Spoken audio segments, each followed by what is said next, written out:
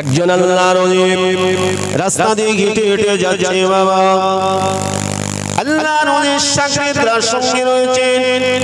আল্লাহর ওলি রাস্তা দিয়ে হেঁটে হেঁটে যাচ্ছেন। যেতে যেতে বাবা দেখতে পাওয়া যায় তিনটে মাথা পড়ে আছে। আল্লাহর ওলি বলেছিলেন, এ আমার ভক্ত মুরিদেরা, এ আমার শাগিরদেরা, ওই মাথাগুলো আমার সামনে আনো। এমন করে দেখতে পাওয়া যায় আল্লাহর ওলির হাতে একটা ছড়ি ছিল। ওই ছড়িটাকে এমন করে কানের ভেতরে ঢোকাতে লাগে।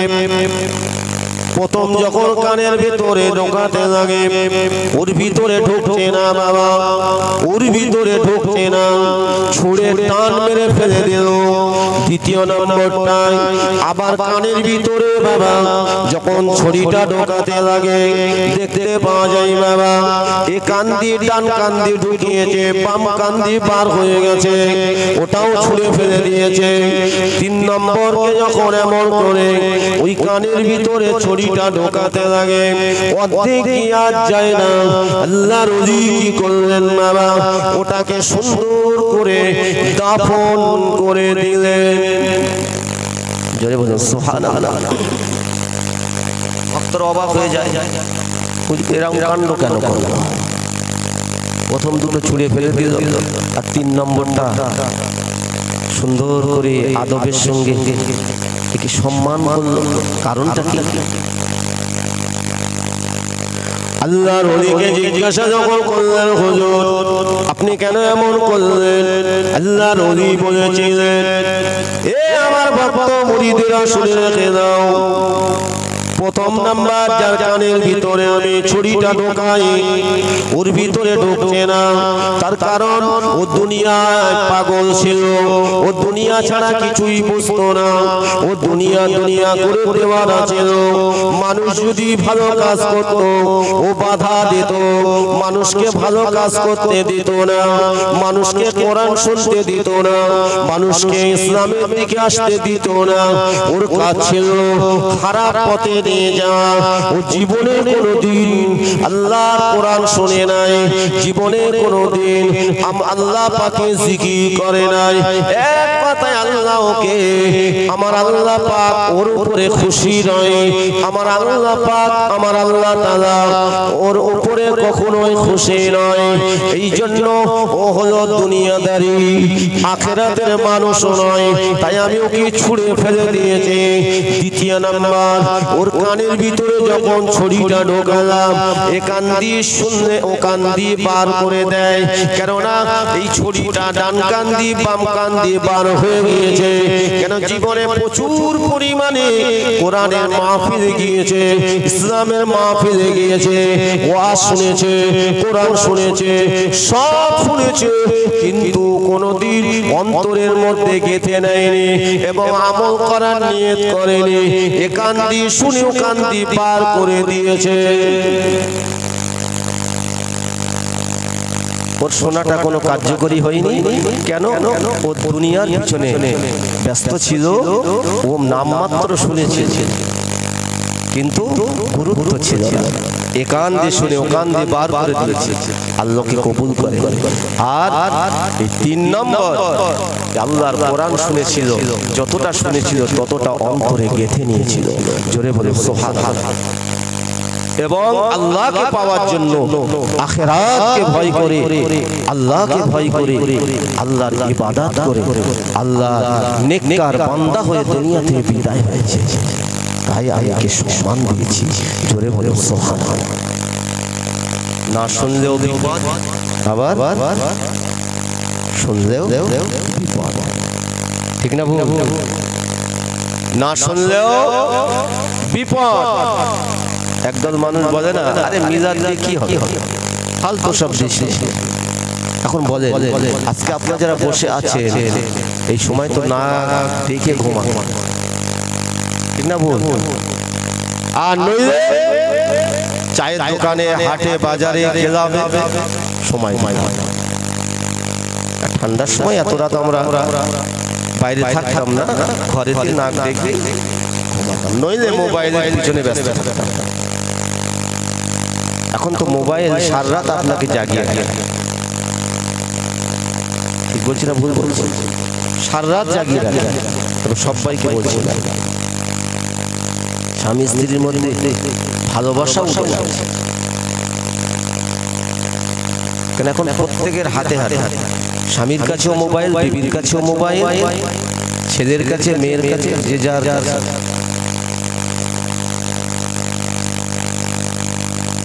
স্বামী স্ত্রী একসাথে খাওয়া দাওয়া করে ঘরে বিছানায় শয়ন করে, স্বামীর হাতে একটা মোবাইল, বিবির হাতে আর একটা মোবাইল।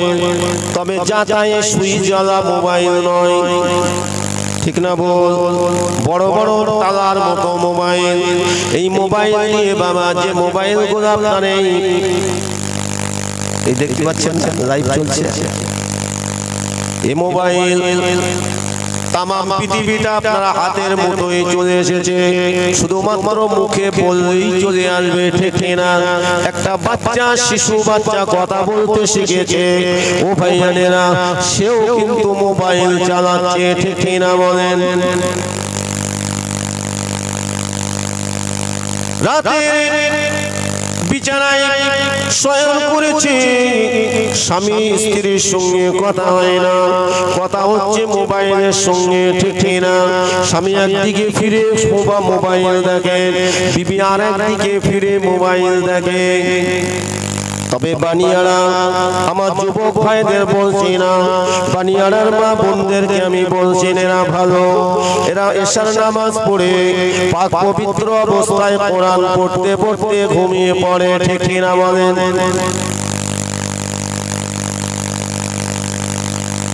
কোরআন পড়তে পড়তে ঘুমিয়ে পড়তো, ওই ঘরগুলো বরকতে রহমতে ভরে যেত। জোরে বলো, রহমত আসছে, বরকত আছে। বরকত রহমত থাকলে আপনার ঘরে শান্তি থাকবে, ঠিক না? একটা মানুষ হাত উঁচু করে বলেন তো, আমার সংসারে, আমার ফ্যামিলিতে খুব শান্তি আছে। সে কোটিপতি হোক আর গরিব হোক আর মধ্যবিত্ত হোক, একজন বলেন ধন্য হয়ে যাবে, শান্তিতে আছে এমন একটা মানুষ। শান্তি কখনো পাবেন না, শান্তি তখনই আসবে যখন আপনার জবানে কোরআন থাকবে, সিনাতে কোরআন থাকবে, আপনার শরীরটা ইবাদতের মধ্যে থাকবে। মুসলমান শুনে রাখেন, আপনি মোবাইল ব্যবহার করুন, আপত্তি নাই। আপনি আল্লাহর কোরআন তেলাওয়াত শুনুন, ভালো ভালো আলেমদের নসিহত শুনুন। যদি তা না শুনে, তার বিপরীত যদি দেখেন, বিপরীত যদি শোনেন, ও ভাইয়েরা, যেটা হলো হারাম, যেটা হলো শয়তানি কাজ, ওইগুলো যদি দেখেন, ওইগুলো যদি গান বাজনা শোনেন, মনে রাখবেন মরণের পরে শুধু অপেক্ষা করছে বাবা, কবরের মাটি বলছে একটুখানি আয়, তোকে সোজা করতে আমার 1 মিনিট সময় লাগবে না।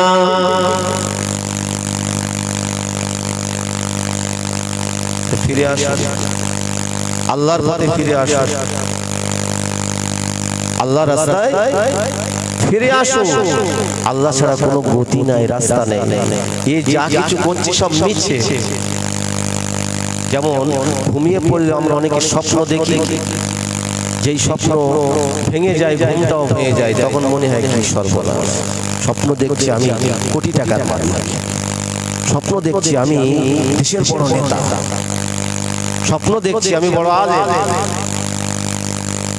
ঘুম যেই ভেঙে যাচ্ছে আমি তক্তপোষের উপর শুয়ে রয়েছি, ঠিক কিনা বলে? তদ্রূপ এই দুনিয়াটা স্বপ্নের মতো। চোখ বুঝে গেলে এসেছিলাম, একটি পোশাক নিয়েও আসিনি, উলঙ্গ অবস্থায় এসেছিলাম, ঠিক না? শরীরে কাপড় ছিল না। মায়ের গর্ভে থেকে আমরা পৃথিবীর জমিনে এসেছিলাম, লক্ষ লক্ষ টাকা নিয়েও আসিনি, শূন্য হাতে এসেছিলাম।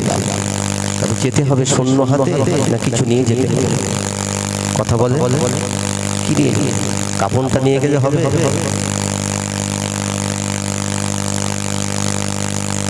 দুনিয়ার নামে দামি কাপড় দিয়ে আপনি কাপড় বানালেন, আপনার আব্বাকে আপনার মাকে কিংবা আমি আপনি মরে যাব, সন্তানকে মরে যাব, আমার নামি দামি কাপড় দিয়ে কাপড় বানাবে, কোনো মর্যাদা হবে না।